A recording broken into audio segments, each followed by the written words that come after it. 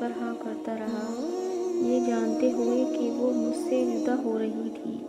ایک مکمل محبت کا خواب سجایا تھا میں نے، جو خواب میری آنکھوں کے سامنے ہی تباہ ہو رہا تھا۔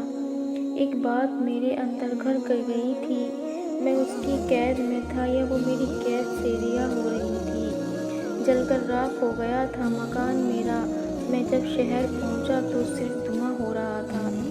ایسے لوگوں سے دور ہو جانا ہی بہتر ہے جو آپ کو سمجھ نہیں سکتے، جو آپ کی قدر نہیں کر سکتے۔ یاد رکھیں، ہر چیز، ہر جذبات آپ کے کسی کے لیے خاص ہونا سب وقتی ہوتے ہیں۔ یہ جو ہمیشہ ساتھ نبھانے کی باتیں کرتے ہیں نا، وہ بھی چھوڑ جاتے ہیں۔ یہ جو کہتے ہیں تم خاص ہو، خاص ہی رہو گے، ایک دن انہی کی نظروں میں عام ہو جاؤ گے۔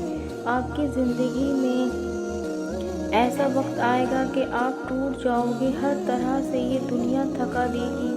آپ کو پھر سمجھ آئے گا کہ ہم نے اللہ کو چھوڑ کر لوگوں سے امید لگا کر بے وقوفی کی، اور بلکہ لوگوں سے اتنی تکلیف ملی کہ ہم نے اللہ کو وقت دینے کے بجائے لوگوں کو وقت دیا، اور لوگوں کو راضی کرنے کے چکر میں آدھی زندگی بتا دی۔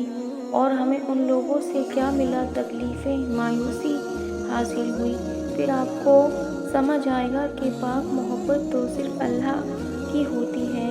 انسان جب اللہ سے محبت کرنے لگتا ہے تو اسے اللہ کی بنائی ہوئی ہر چیز سے محبت ہونے لگتی ہے، یہاں تک کہ وہ تکلیف میں بھی مسکرانے لگتا ہے۔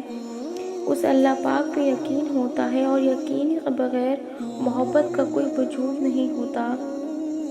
اللہ کسی نہ کسی سے مصلحت کی وجہ سے ہم سے کچھ چیزیں دور کر دیتا ہے، کیونکہ وہ چیزیں ہمارے لیے تکلیف کا باعث ہوتی ہیں، لیکن ہم یہ بات دیر سے سمجھتے ہیں، کیونکہ اس وقت ہم تکلیف میں ہوتے ہیں نا، پھر وقت ہمیں آہستہ آہستہ سب سمجھا دیتا ہے۔ جب بے سکونی بڑھ جائے تو عبادت کا وقت بڑھا دو اور اللہ سے بات کرو، اپنے دکھ سکھ بتاؤ، سب کچھ اللہ کی ذات پر چھوڑ کر دیکھو، پھر دیکھیں کہ کیسے اللہ آپ کو آپ کے راستے آسان کر دیتا ہے۔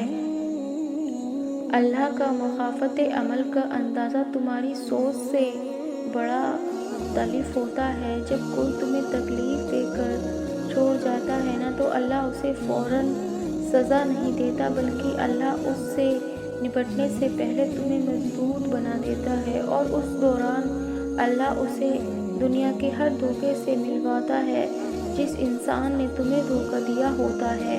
اور پھر ایک ایسا مقام آتا ہے جہاں پہنچ کر اس انسان کو احساس ہوتا ہے کہ تمہاری نیت کتنی پاکیزہ تھی، اور پھر یہ جان لینے کے بعد وہ واپس لوٹ آتا ہے۔